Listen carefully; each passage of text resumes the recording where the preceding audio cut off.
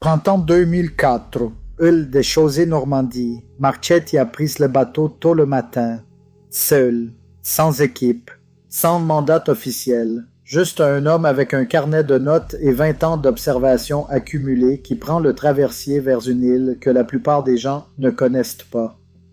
Il a une adresse, une fromagerie, un nom, René Aumont.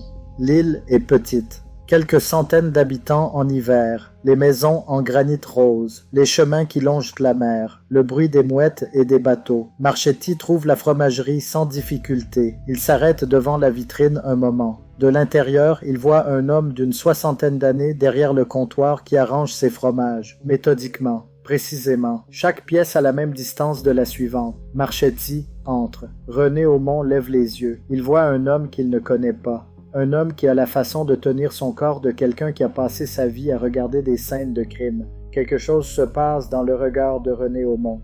Pas de la panique, pas de la colère, quelque chose de plus calme que ça, comme quelqu'un qui attendait cette visite depuis longtemps et qui réalise que le moment est finalement arrivé. Marchetti pose son carnet sur le comptoir. Il dit « Je m'appelle Marchetti, j'aimerais vous parler de quelques dossiers. » René Aumont dit « Je ferme dans 1 heure. Vous voulez un café en attendant? » Marchetti dit oui. Il parle pendant 3 heures. Ce qui s'est dit dans cette conversation, on ne le saura probablement jamais dans les détails. Les notes de Marchetti sur cet entretien font l'objet d'une procédure judiciaire qui n'est pas encore entièrement publique. Ce qu'on sait, c'est que René Aumont ne nie rien. Pas directement, pas avec des mots, mais il ne nie rien. Il répond aux questions de Marchetti avec une précision qui paradoxalement confirme tout. Il connaît des détails sur des scènes de crime que seul le meurtrier ou l'enquêteur responsable pourrait connaître. Il corrige Marchetti sur certaines dates. Il précise certaines adresses. À un moment, Marchetti lui demande pourquoi Norbert Streng. René Aumont regarde par la fenêtre un long moment et dit « Il était là. C'était suffisant, c'est tout ce qu'il dit sur Norbert. » René Aumont est arrêté le lendemain matin par une équipe de la brigade criminelle de Rouen. Il est menotté devant sa fromagerie, sous les yeux de quelques habitants de l'île qui n'en croient pas leurs yeux.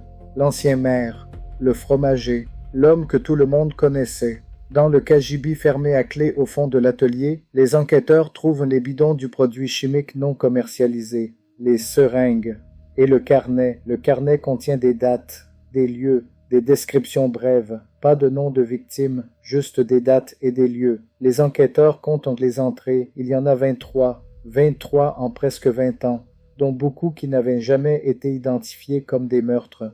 Le deuxième dossier de révision de Norbert Streng est rouvert en urgence dans les semaines suivant l'arrestation de René Aumont. Cette fois, les preuves sont là, le carnet mentionne la date et le lieu du meurtre de Patrick Deveau en 1988, le crime pour lequel Norbert est en prison depuis 16 ans. Les analyses ADN sur les nouvelles scènes de crime correspondant à un profil qui exclut formellement Norbert Streng. Le tribunal prononce la libération de Norbert Streng en septembre 2004. 16 ans.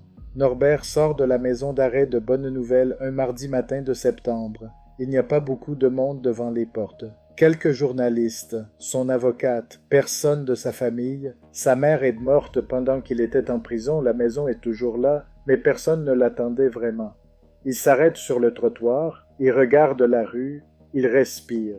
Un journaliste lui demande ce qu'il ressent. Norbert réfléchit un moment, il dit « Je sais pas trop ». C'est tout ce qu'il dit. René Aumont sera condamné en 2006 à la réclusion criminelle à perpétuité. Il a 66 ans au moment du verdict. Il ne fait pas appel. À l'audience, quand la juge lui demande s'il a quelque chose à dire, il dit non. Il dit non très calmement, comme quelqu'un qui a déjà dit tout ce qu'il avait à dire il y a longtemps, dans une fromagerie sur une île, devant un homme avec un carnet de notes. Il reste une question, une seule. Dans le carnet de René Aumont, il y a 23 entrées. Les enquêteurs ont pu relier 19 d'entre elles à des décès survenus dans la région entre 1945 et 2003. Les 4 autres entrées correspondent à des dates et des lieux où aucun décès n'a jamais été enregistré. Soit les victimes n'ont jamais été retrouvées, soit elles sont encore en vie quelque part sans savoir ce qui leur est arrivé. Soit René Aumont a noté autre chose dans ce carnet, quelque chose que personne n'a encore compris. Marchetti a pris sa retraite en 2007. Il vit quelque part en Normandie. Il a gardé une copie de ses carnets. Il dit qu'il pense encore aux 4 entrées manquantes. Parfois. Dossier série 435 SM 0047, fermé le 14 septembre 2004. Norbert Streng, libéré. Aucune accusation retenue. René Aumont, condamné. Réclusion criminelle à perpétuité. 4 entrées du carnet non élucidées.